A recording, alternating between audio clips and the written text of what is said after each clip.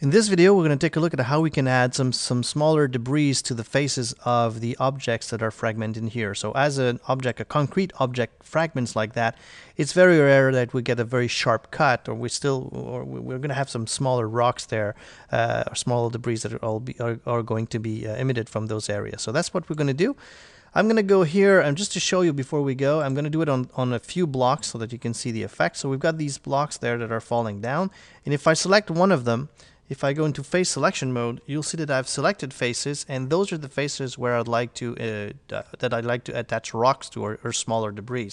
I did the same for all of these, so if you look at the face selection there, this is pretty much the same, and this one as well. You'll see that we have faces selected there. So that's where I want the particles to be emitted from.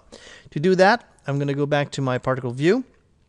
I'll enable the particle events. Right now they are all at emitting from the icon, on the position icon, and they have a speed by default.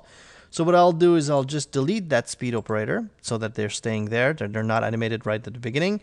And you see that they're positioned on an icon, so I'm going to switch that to a position object. And I'm going to grab all of these objects here, and they're called face debris. So I'm just going to select the 4 of them.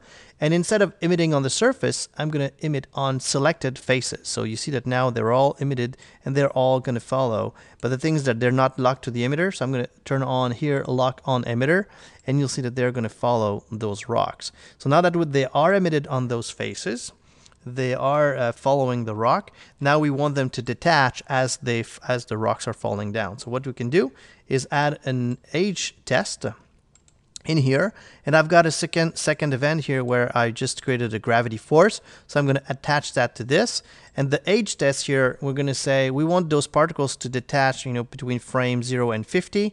So I'll say a value here of 25 with a variation of 25. So they're going to start to slowly detach from frame 0 to frame 25. So now what we're going to get is that you see that they start to be affected by the gravity here as they fall down. So we get those smaller debris.